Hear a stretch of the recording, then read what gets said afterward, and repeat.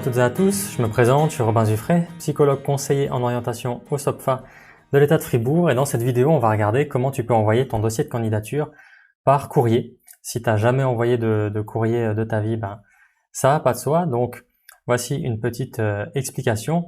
Donc si jamais on a fait une vidéo pour t'expliquer comment préparer ton dossier de candidature, je te la mets ici, tu peux cliquer dessus et la voir. Mais là, donc on part du principe que ton dossier de candidature est prêt, il est imprimé sur un bon papier de qualité et soigné. À partir de ce moment-là, qu'est-ce que tu dois faire? Il faut d'abord mettre les documents dans l'ordre.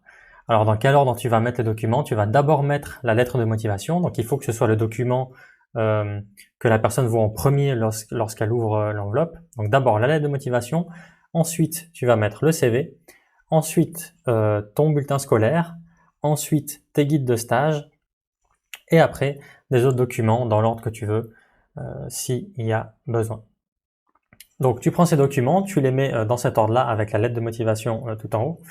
Si tu as une enveloppe de la taille des feuilles A4, simplement tu mets les feuilles à l'intérieur de l'enveloppe. Si tu as une lettre un peu plus petite, tu vas plier tes documents. Là, je t'invite à vraiment le faire avec soin. Parce que si tu plies n'importe comment, ça donnera une mauvaise impression de toi une fois que la personne ouvrira l'enveloppe. Donc plie ça avec soin, tu mets dans l'enveloppe. Et à ce moment-là, tu as deux types d'enveloppes. Tu auras soit une enveloppe avec une petite ouverture transparente à travers laquelle tu pourras voir l'adresse que tu as mis sur la lettre de motivation. Donc à ce moment-là, tu mets simplement la lettre dans l'enveloppe et tu mets un timbre en haut à droite et ce sera bon.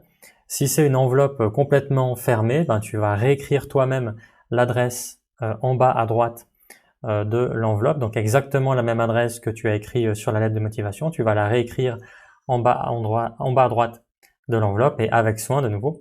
Et tu vas mettre un timbre en haut à droite. Même chose. Voilà. Et pour information, si tu n'as pas de timbre, tu peux envoyer un SMS à la poste qui va t'envoyer un numéro et tu peux mettre ce numéro à la place. Je te mets dans la description ci-dessous le lien qui t'explique comment faire. Donc voilà, rien de bien compliqué, c'est tout simple. J'espère que ça pourra t'aider. Du coup, si tu as des questions, n'hésite pas à les poser dans les commentaires. Si cette vidéo t'a été utile, n'hésite pas à l'aimer, à la partager à des personnes qui en auraient besoin et à t'abonner à la chaîne. Et moi, je te souhaite plein succès au nom du SOPFA dans ta recherche d'apprentissage. À bientôt.